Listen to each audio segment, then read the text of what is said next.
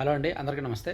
మన గుండుసూది ఛానల్ పెట్టి దాదాపుగా 5 ఇయర్స్ అయింది కదా. ఈ 5 ఇయర్స్‌లో బహుశా నైట్ 10 గంటల తర్వాత చేసిన వీడియో ఇది మూడోది. చాలా రేర్ అనమాట 10 గంటల తర్వాత వీడియో చేయడం.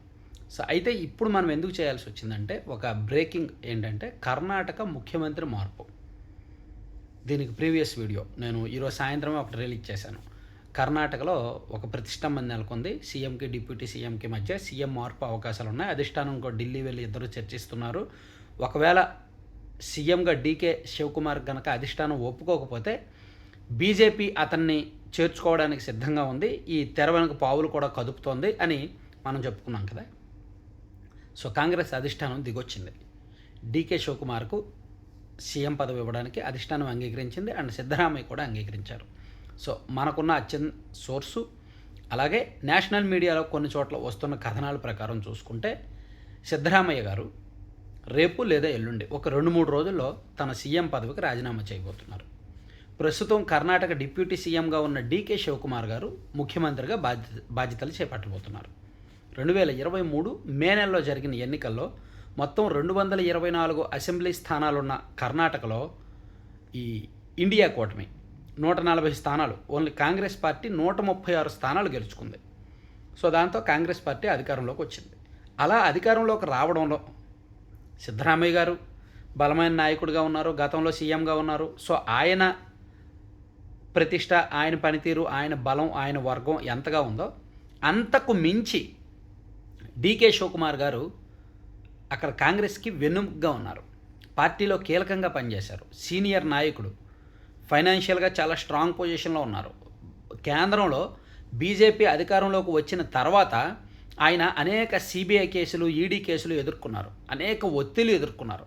అతన్ని బీజేపీలో చేర్చుకుంటే కర్ణాటకలో బీజేపీకి తిరుగు ఉండదు, ఇక వాటమి అనేది ఉండదు అని శాయశక్తిలో బీజేపీ అధిష్టానం ప్రయత్నించింది. బీజేపీ నాయకులు ప్రయత్నించారు అతన్ని బీజేపీలోకి లాగడానికి. కానీ ఆయన కరుడుగట్టిన కాంగ్రెస్ వాదిగా, కరుడుగట్టిన గాంధీ కుటుంబ ఆ గాంధీ కుటుంబానికి కరుడుగట్టిన అభిమానిగా, సో లాయల్గా అలాగే ఉన్నారనమాట. సో దానికి తగ్గట్టే నిజానికి ఆయనకు మొదట జరిగిన ఒప్పందం ప్రకారం 2.5 ఏళ్ళు, సిద్ధరామయ్య గారు 2.5 ఏళ్ళు అండ్ డీకే శివకుమార్ గారు 2.5 ఏళ్ళు చేయాలి. కానీ ఇటీవల అంటే ఈ సంవత్సరం జనవరి అండ్ 2025 డిసెంబర్ ఆ టైంలోనే ఒక ప్రతిష్టంభన, ఒక చర్చలు జరిగాయి. డీకే శివకుమార్ గారు సీఎం కుర్చీ అడిగారు, సిద్ధరామయ్య గారు నేనేమో దిగనన్నారు. సో దాంతో ఒక వారం 10 రోజుల పాటు ఒక ఉత్కంఠ, ఏం జరుగుద్దని. శివకుమార్ గారు పట్టుపట్టారు, సిద్ధరామయ్య గారు అంతకన్నా మొండి పట్టుపట్టారు. నాకు ఇదే చివరి అవకాశం, నేను మళ్ళీ సీఎం అవ్వను కదా, నా ఏజ్ అయిపోయింది, సో నెక్స్ట్ గవర్నమెంట్ వస్తే ఇంకా మీరే సీఎం కదా, మీరే పరిపాలించుకోండి అనేటట్టు ఈయనేమో నెక్స్ట్ వచ్చేది లేనిది తర్వాత, కానీ 2.5 ఏళ్ల తర్వాత సీఎం మార్పు జరగాలనేది మొదటి నుంచి అధిష్టానం దగ్గర జరిగిన ఒప్పందం. సో ఖచ్చితంగా సీఎం కుర్చీ ఇవ్వాల్సిందే అని శివకుమార్ గారు అట్లా పట్టుబట్టారు.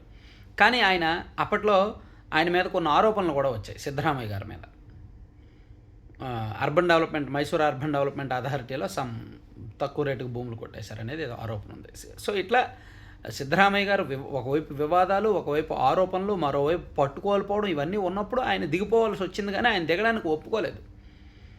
చివరికి బీజేపీ ఎప్పుడైతే కర్ణాటక మీద ఫోకస్ పెట్టడం ప్రారంభించిందో, సౌత్ ఇండియా మీద ఫోకస్ పెట్టడం ప్రారంభించిందో, డీకే శివకుమార్తో బీజేపీ పెద్దల టచ్లోకి వెళ్తున్నారు అనే ఒక కాంగ్రెస్ అధిష్టానానికి కూడా ఉప్పందింది.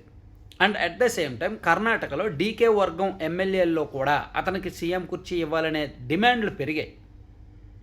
సో దానికి తగ్గట్టే ఈ గత 4-5 రోజుల నుంచి జరుగుతున్న చర్చల అనంతరం ఈరోజు సుదీర్ఘంగా 6 గంటల పాటు కాంగ్రెస్ పార్టీ పెద్దలతో ఈ ఇద్దరు నాయకులు కూడా మంత్రాలు జరిపి చివరికి సిద్ధరామయ్య గారు రాజీనామా చేయడానికి ఒప్పుకున్నారు.